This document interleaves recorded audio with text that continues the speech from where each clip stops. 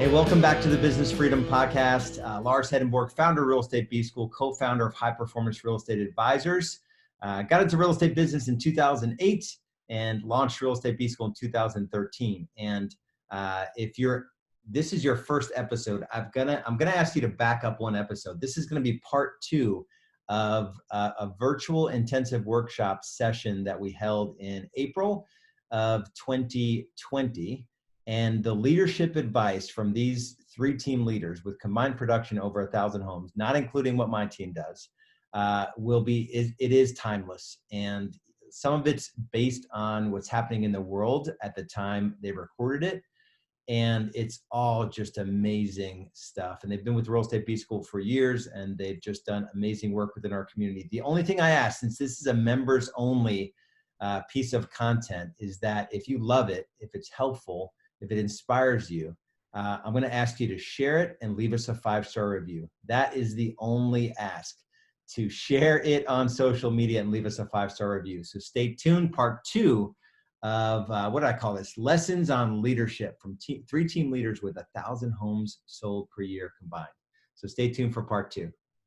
So let me ask you guys a question. You know, I've found that my activities have changed in both businesses, you know, and in terms of just the things that I need to do to help the teams, you know, move forward. How have your activities in your businesses changed since this has all gone down? Like maybe some of you were out of a certain thing and now you're jumping into it and you're shoulder to shoulder virtually. Like how have things changed for you guys? I'm going to start with Greg. He looks the most ready to answer.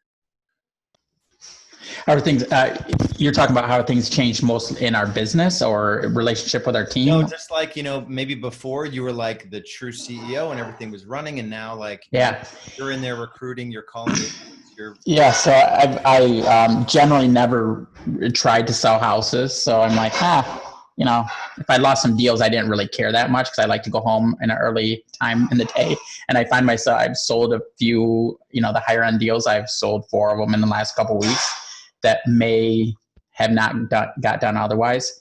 One of the problems that I ran into,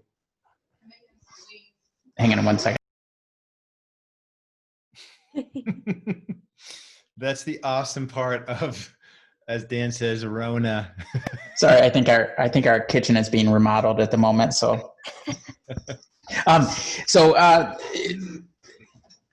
one of the problems that we just run into structurally is we created a culture of going into the office, and that was our culture. If anything else, we were at the office. If you weren't at the office, I'm like a baby. I assume you died or you're missing and you just disappeared. So I'd be always on, got to be in the office.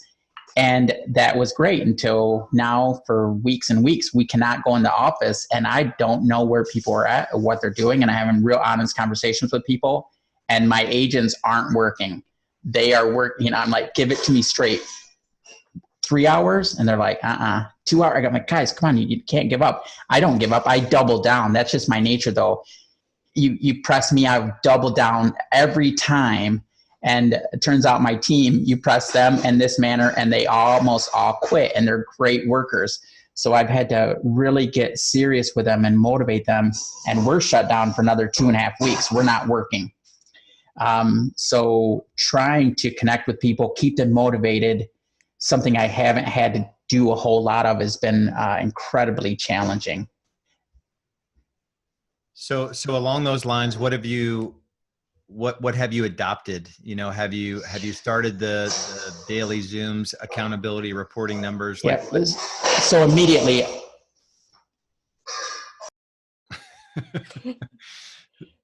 This is like Dave Buck's real living in quarantine. You must be able to do that fire. It's actually funny. Dispute right now. So what I do? So I did a few things. One, I work at a large brokerage that I don't own.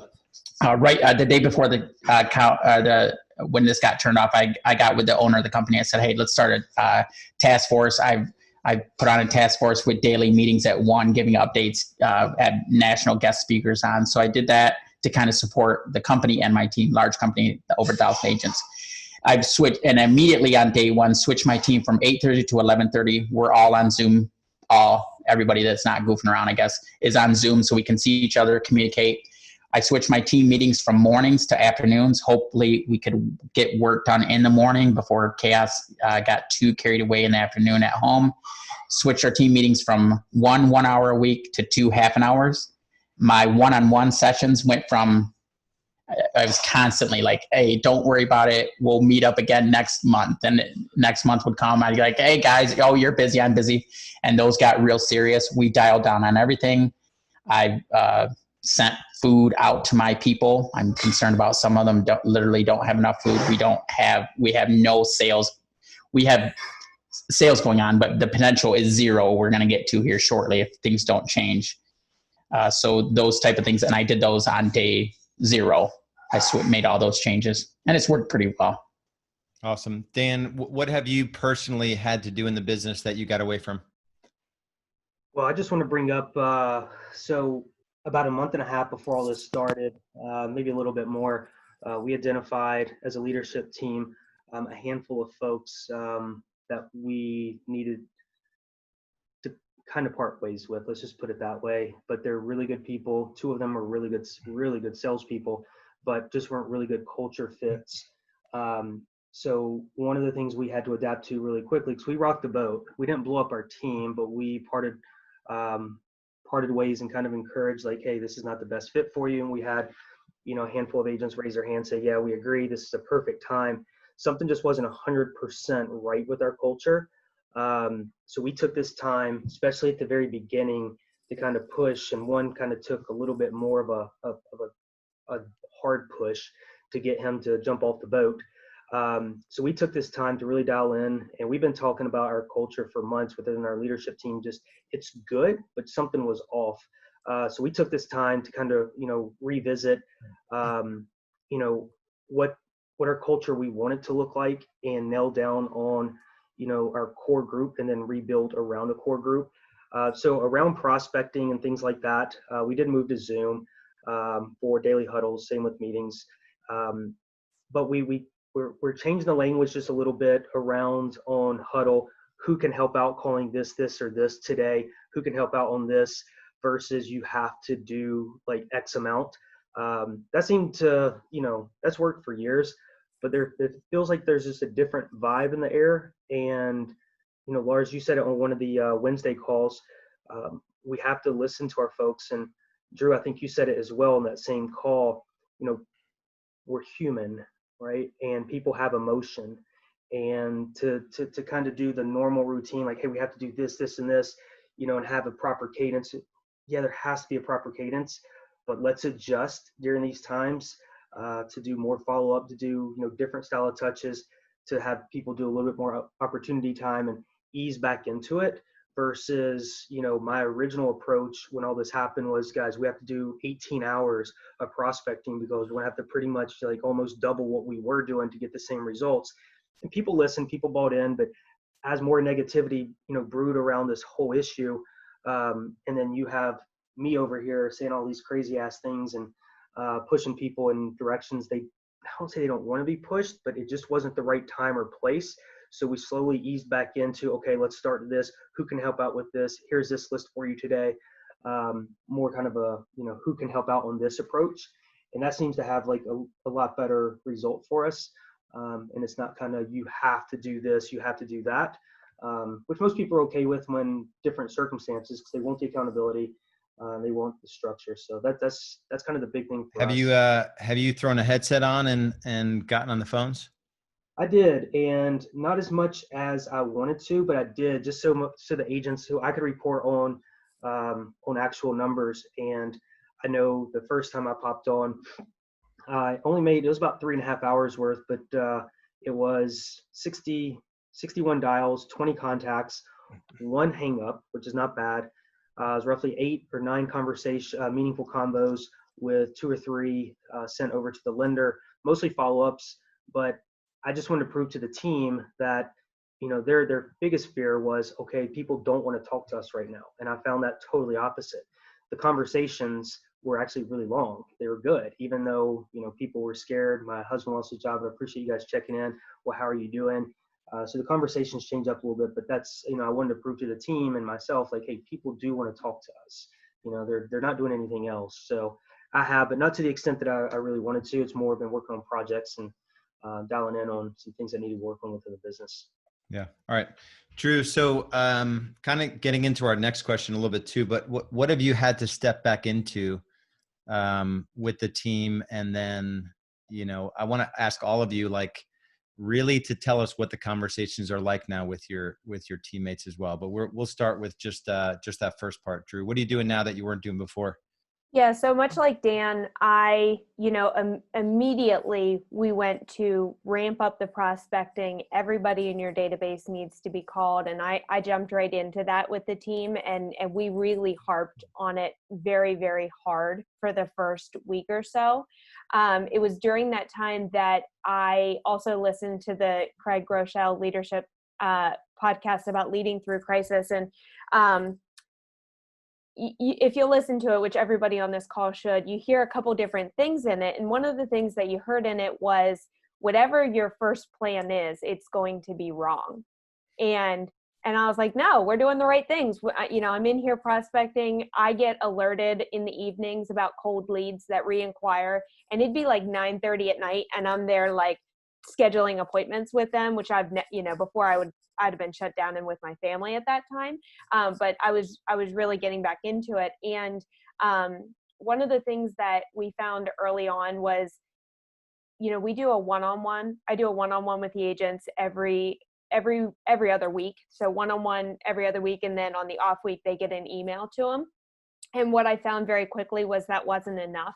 I needed to be talking to them, to each and every one of them almost daily, and just have a very open dialogue with each one of them. So, for starters, it was taking Greg's approach and really understanding what each member of our team has in their bank accounts and what it's going to take, how many months can they go without a check, and talking about that. And I think somebody asked the question, how do you motivate them to work? And it was really based on making sure that they can get a paycheck on the other side of this thing. But it was through talking to them every day that I realized that Craig was right and we got it wrong. And, telling them to prospect for 8 hours a day was not the right approach. And I started to hear things from our team members. Like, one of them is working in his basement right now. And he said, I was literally like trudging down the steps at the thought of getting onto the Zoom call and prospecting all day long. Like, I just didn't know if I had it in me, kind of thing.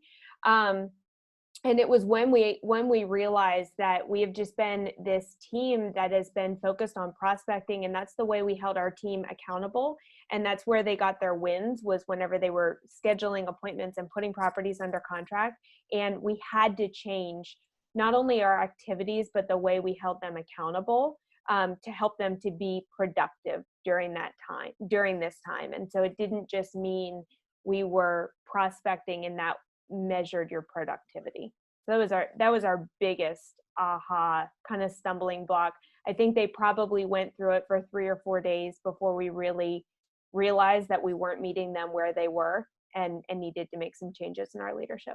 So let's pick up on that guy trudging down into the basement. What is he doing now to make his day more fulfilling, more productive feeling, and still productive? Yeah, so each and every person is different. I think this is the same as what Dan is saying, rather than make somebody do something.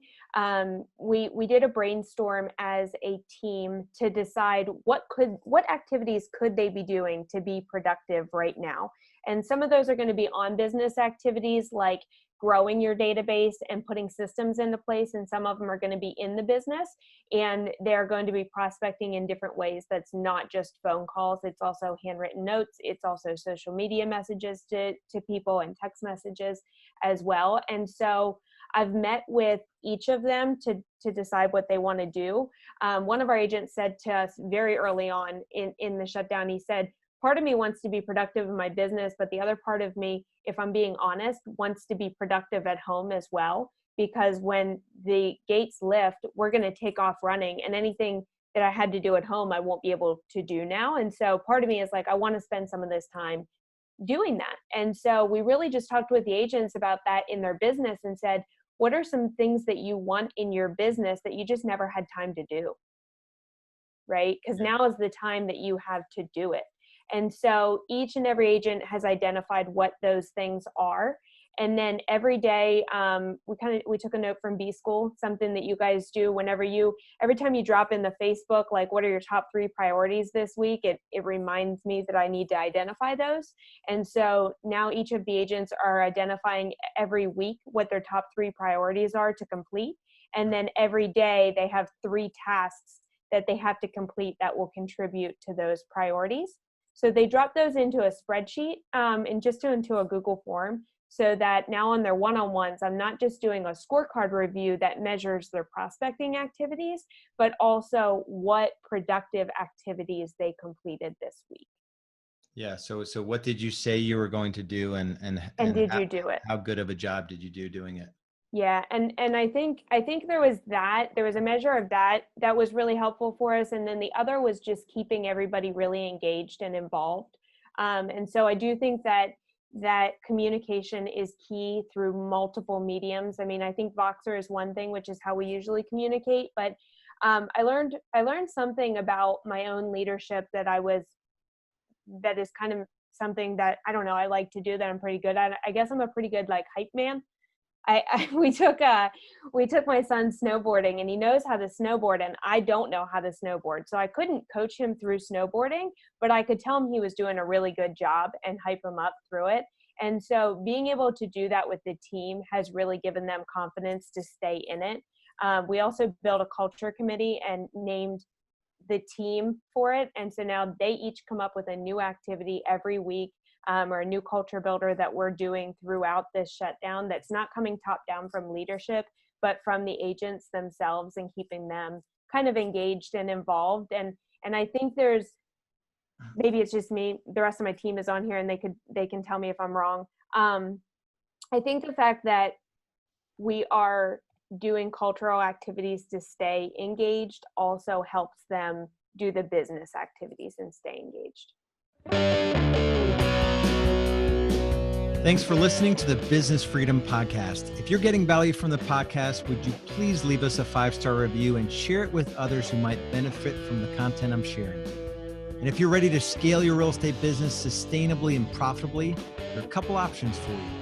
If you're doing under $500,000 in annual GCI, our Business Foundations program is for you. Head over to getbusinessfoundations.com. That's getbusinessfoundations.com. and learn how you can make the shift from overwhelmed real estate agent to true business owner. If you're doing more than $500,000 in annual team GCI, there's our graduate program, designed for top producers and team leaders who want to grow their team and scale their business. If that's you, go to realestatebschool.com and apply for a free business growth strategy session. No matter where you are in your business growth journey, we have the tools, systems, strategies, training, and coaching to get you where you want to be. Remember, only you can create your future. So take action now.